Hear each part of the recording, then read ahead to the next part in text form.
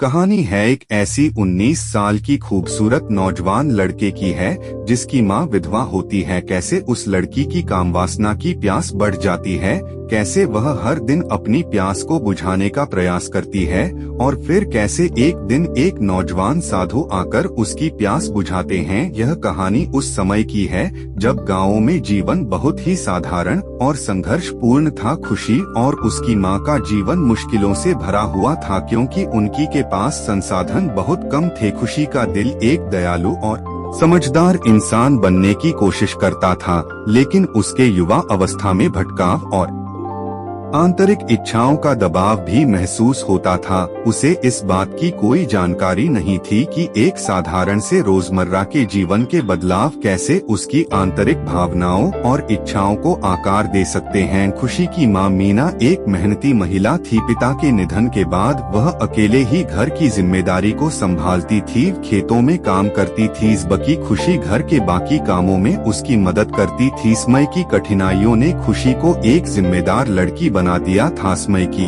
कठिनाइयों ने खुशी को एक जिम्मेदार लड़की बना दिया था, लेकिन जब वह 19 साल की हुई तो उसका जीवन एक नई दिशा की ओर मोड़ ले रहा था। यह समय उसकी आत्मा में उठती असमंजस इच्छाएं और मानसिक उलझनों का समय था। शरीर और मन में होने वाले बदलावों का वह ठीक से सामना नहीं कर पा रही थी और उसे इसके बारे में कोई समझ नहीं थी। उसके अंदर एक निरंतर जागती कामनाओं की ज्वाला थी जिसे वह किसी न किसी रूप में शांत करना चाहती थी, लेकिन वह यह नहीं जानती थी कि यह प्रयास कभी शांत नहीं होती। एक दिन उनके गांव में एक युवा साधु का आगमन हुआ। वह साधु अभी संसार के भोग विलास और मोहमाया को त्याग कर वैराग्य के मार्ग पर चलने की परीक्षा में था। वह गांव में स्थित एक पुराने मंदिर में ठहरा था। साधु का उद्देश्य था कि वह लोगों के बीच रहकर भिक्षा मांगते हुए अपने मन को सांसारिक सुखों से मुक्त रख सके। गांव में साधु के आने की खबर तेजी से फैल गई। लोग उनके तेजस्वी व्यक्तित्व और सौम्य स्वभाव की चर्चा करने लगे। अगले दिन साधु भिक्षा मांगने के लिए गांव की गलियों में निकला। भिक्षा मांगते मांगते साधु मीना के घर पहुंचा। उसने दरवाजे पर खड़े होकर आवाज लगाई, भवती भिक्षा मर्धी। उस समय खुशी की माँ खेतों में काम करने गई थी और खुशी घर पर अकेली थी। आवाज सुनकर बाहर आई और दरवाजा खोला। साधु को देखकर खुशी हतप्रभ रह गई। उसका तेजस्वी चेहरा मजबूत काया और शांत स्वभाव से मांगने लगा। साधु ने मीना से विनम्र स्वर में भिक्षा मांगी। मीना जल्दी से अंदर गई और भिक्षा में कुछ अनाज फल लेकर आई और साधु को भिक्षा दे। साधु ने शांतिपूर्वक भिक्षा स्वीकार की और बिना कुछ कहे वहां से चला गया। साधु के चेहरे का तेज शांति भाव और उसका मजबूत शरीर खुशी के मन को भा गया था।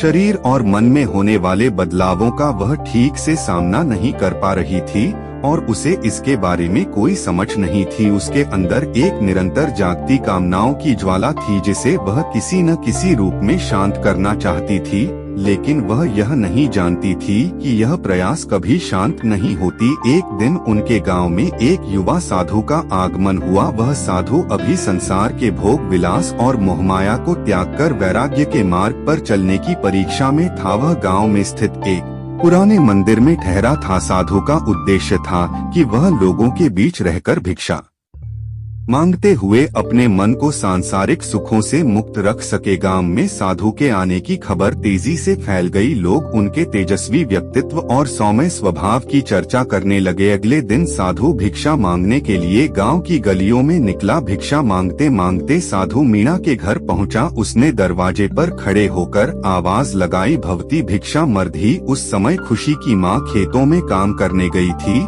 और खुशी घर पर अकेली थी। आवाज सुनकर बाहर आई और दरवाजा खोला। साधु को देखकर खुशी हतप्रभ रह गई। उसका तेजस्वी चेहरा मजबूत काया और शांत स्वभाव से मांगने लगा। साधु ने मीना से विनम्र स्वर में भिक्षा मांगी। मीना जल्दी से अंदर गई और भिक्षा में कुछ अनाज फल लेकर आई और साधु को भिक्षा दे। साधु ने शांतिपूर्वक भिक्षा स्वीकार की और बिना कुछ कहे वहां से चला गया। साधु के चेहरे का तेज शांति भाव और उसका मजबूत शरीर खुशी के मन को भा गया था। अगले दिन मीना ने मंदिर जाकर साधनों से मुलाकात की। उसने साधु से कहा, मुझे क्षमा करें, लेकिन मैं आपसे कुछ कहना चाहती हूँ। मेरा मन और शरीर आपके प्रति खिंच गया है। मैं आपके बिना नहीं रह सकते। मेरी आत्मा को चाहने लगी है। साधु ने उसे शांतिपूर्ण स्वर में समझाने की कोशिश की। बेटी, यह संसार मोहमाया है। यह प्रेम नहीं, केवल भ्रम है। सच्चा प्रेम आत्मा को मुक्त करता है, न कि उसे बंधनों में बांटता है।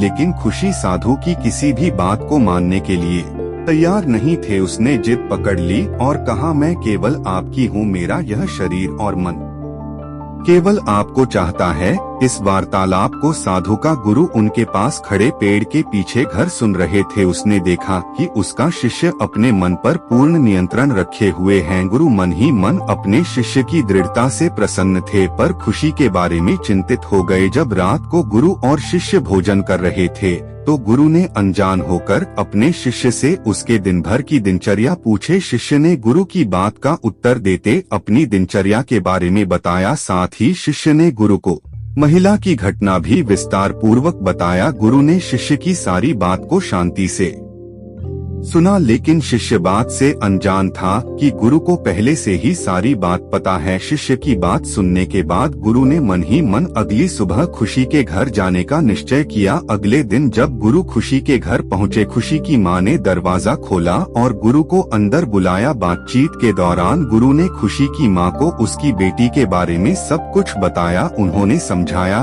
यह लड़की निर्दोष है।